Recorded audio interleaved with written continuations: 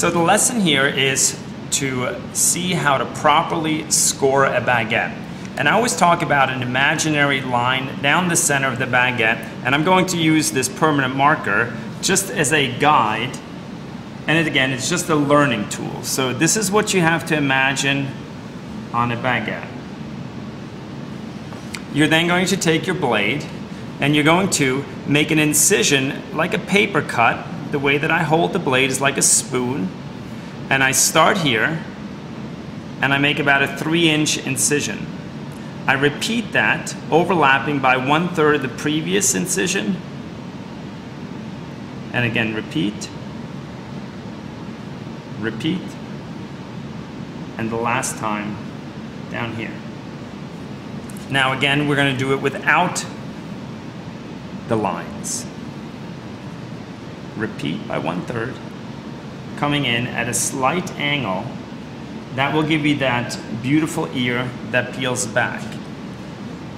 I'm going to show you the incorrect way of doing this. You cut, you don't overlap, and you start where you left your previous incision. What this is going to give you is a bulge here, a tightening here, a bulge, tightening, bulge, tighten, bulge. And the other incorrect way of doing this is making a sausage-like cut where you go across the entire width of the baguette.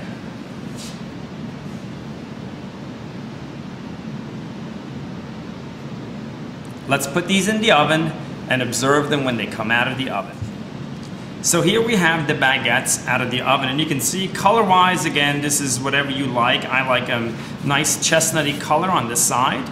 And let's review the cutting technique. Here I had that line drawn along the side, and you can still see the line. Obviously this is not for consumption at this point. This was the incisions where we didn't overlap by 1/3, and you can see it sort of belly up on you. And then this one right here, you can see these horizontal lines that cut across the width of the baguette, and it looks nothing like the baguettes should. So this, I think, is a nice developed, nice ears. They're starting to open up. You see that nice sharp edge along the side. And when we go to cut one of these things, what I usually do is I take the nice exposed sides, I cut into it with my knife and then cut in length.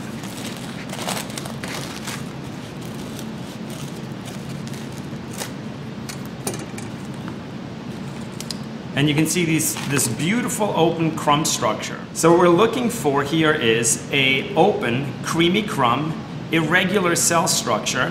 When you smell it, it should have a nice, sweet, nutty flavor profile to it.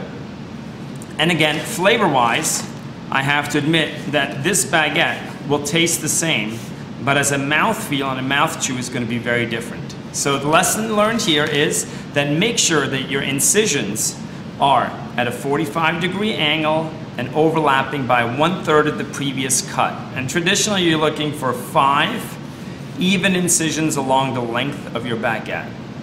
All the best and happy baking.